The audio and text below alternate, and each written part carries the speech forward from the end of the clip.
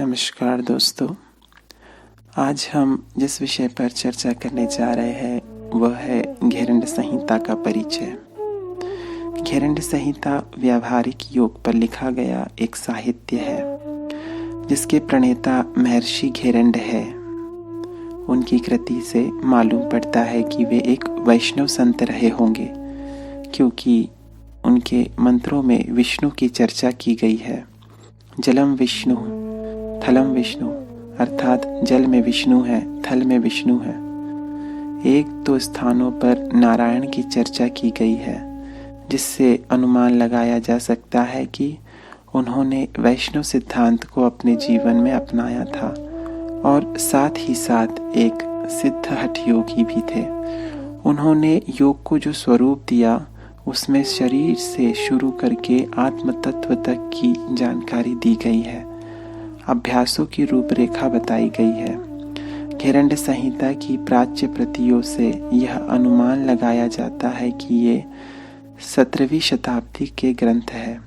वैसे महर्षि घेरंड का जन्म कहाँ हुआ था या वे किस क्षेत्र में रहते थे ये कोई नहीं जानता। घेरंड संहिता की उपलब्ध प्रतियों में पहली प्रति सन 1804 में मिली। घेरंड संहिता में जिस योग की शिक्षा दी गई है उसे लोग सप्तांग योग के नाम से जानते हैं। योग में कोई ऐसा निश्चित नियम नहीं है कि योग के इतने पक्ष होने ही चाहिए। अन्य ग्रंथों में अष्टांग योग की चर्चा की गई है, लेकिन हठ योग के कुछ ग्रंथों में योग के 6 अंगों का वर्णन किया गया है। हठ रत्नावली में, जिसके प्रणेता महायोगींद्र श्री निवास भट्ट जी थे, चतुरंग योग है। गोरक्षनाथ द्वारा लिखित गोरख शतक में षडांग योग की चर्चा की गई है।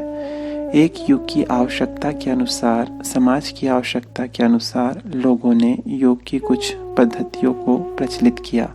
संभवतः यह कारण भी हो सकता है कि एक जमाने में धारणा थी कि योग का अभ्यास केवल साधु, त्यागी, विरक्त या महात्मा कर सकते हैं। ऐसी स्थिति में उन्हें योग के प्रारंभिक यम और नियमों को सिद्ध करने की आवश्यकता नहीं पड़ती होगी। इसीलिए यम और नियम को बहुत स्थानों से हटाया गया है, उनका वर्णन नहीं किया गया है। लेकिन जैसे जैसे युग परिवर्तित होता गया और जनसामान्य योग के प्रति रुचि दर्शाने लगे, बाद के विचारकों एवं मनीषियों ने यम और नियम को भी योग की परिभाषा में जोड़ दिया। घेरंड संहिता में सबसे पहले शरीर शुद्धि की क्रियाओं की चर्चा की गई है, जिन्हें षटकर्म कहा जाता है। इनमें प्रमुख है नेति, धौति, वस्ति, जिसके हमारे शरीर विकार दूर हो जाए, शारीरिक विकार उत्पन्न ना हो, नौली, कपालभाति और त्राटक। षटकर्मों या हठ योग के ये 6 अंग माने जाते हैं। शरीर शुद्धि की इन क्रियाओं को महर्षि घेरंड ने योग का पहला आयाम माना है। इसके बाद आसनों की चर्चा की है। महर्षि घेरंड ने मुख्यतः ऐसे ही आसनों की चर्चा की है जिनसे शरीर को दृढ़ता एवं स्थिरता प्राप्त होती है। यहाँ पर भी आसनों का उद्देश्य शरीर पर पूर्ण नियंत्रण के पश्चात ऐसी स्थिति को प्राप्त करना है जिसमें शारीरिक क्लेश या दर्द उत्पन्न ना हो। तीसरे आयाम के अंतर्गत वे मुद्राओं की चर्चा करते हैं। मुद्राएं अनेक प्रकार की होती है। महर्षि घेरंड ने 25 मुद्राओं का वर्णन किया है, जिनके द्वारा हमारे भीतर प्राण शक्ति का प्रवाह को नियंत्रित किया जा सकता है। उनका कहना है कि प्राण हमारे शरीर के भीतर शक्ति और ताप उत्पन्न करते हैं।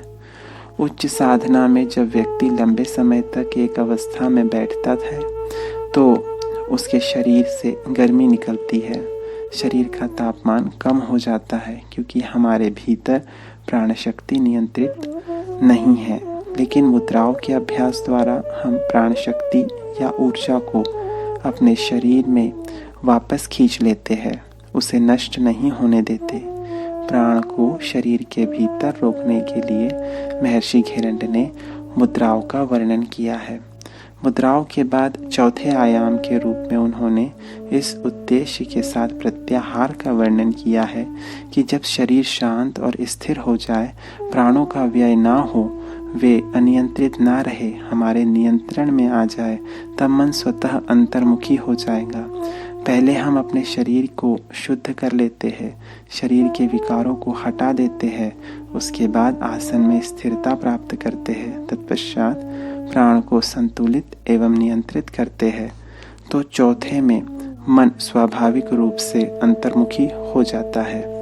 प्रत्याहार के बाद पांचवें आयाम में उन्होंने प्राणायाम के अभ्यास को जोड़ा है। प्राणायाम के जितने अभ्यास घिरण्य संहिता में बतलाए गए हैं, उनका संबंध मंत्रों के साथ है कि यदि व्यक्ति प्राणायाम करे तो मंत्रों के साथ। प्राणायाम के अभ्यास में हम श्वास प्रश्वास को अंदर बाहर जाते हुए देखते हैं और उनकी लंबाई को समान बनाते हैं। महर्षि घेरंड ने भी यही पद्धति अपनाई है, लेकिन गिनती के स्थान पर मंत्रों का प्रयोग किया है। उनका कहना है कि प्रत्याहार की अवस्था में जब मन अंतर्मुखी और केंद्रित हो रहा हो, उस समय सूक्ष्म अवस्था में प्राणों को जागृत करना सरल है। उस अवस्था में प्राणों की जागृति और मन को अंतर्मुखी बनाने के लिए परिश्रम नहीं करना पड़ता। प्रत्याहार के बाद स्वाभाविक रूप से सूक्ष्म स्तर के अनुभव, सूक्ष्म जगत की अनुभूतियां होंगी और आप प्राण को जागृत कर पाएंगे। मंत्र के प्रयोग को जोड़कर उन्होंने प्राणायाम के अभ्यास को और शक्तिशाली बना दिया, क्योंकि जब हम श्वास के साथ मंत्र जपते हैं तो उसके स्पंदन का प्रभाव पड़ता है, जिससे एकाग्रता का विस्तार होता है और प्राण के क्षेत्र में शक्ति उत्पन्न होती है, जागृत होती है, जिस पर हमारा नियंत्रण रहता है। वह शक्ति अनियंत्रित नहीं रहती। इसके बाद छठे आयाम के अंतर्गत आता है ध्यान। प्राण जागृत हो जाए पर अंतर्मुखी हो जाए, उसके बाद ध्यान अपने आप ही लगता है। उन्होंने ध्यान के 3 प्रकार बतलाए हैं: बहिरंग ध्यान, अंतरंग ध्यान और एक चित्त ध्यान।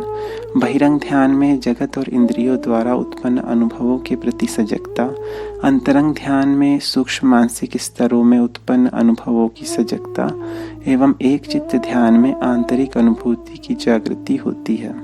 7वें आयाम में समाधि का वर्णन किया गया है।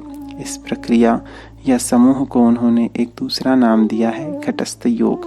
घटस्थ योग का मतलब हुआ शरीर पर आधारित योग। घट का अर्थ होता है शरीर, यह शरीर घट है। घट का दूसरा अर्थ होता है घड़ा।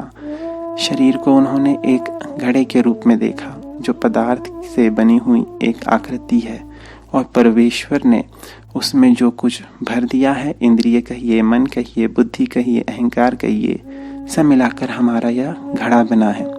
अतः आत्मज्ञान प्राप्त करने के लिए योग की शुरुआत शरीर से होती है और शरीर के माध्यम से हम अपने मानसिक और भावनात्मक स्तरों को नियंत्रित करके आध्यात्मिक अनुभूति को जागृत कर सकते हैं। यह इनकी मान्यता है। धन्यवाद।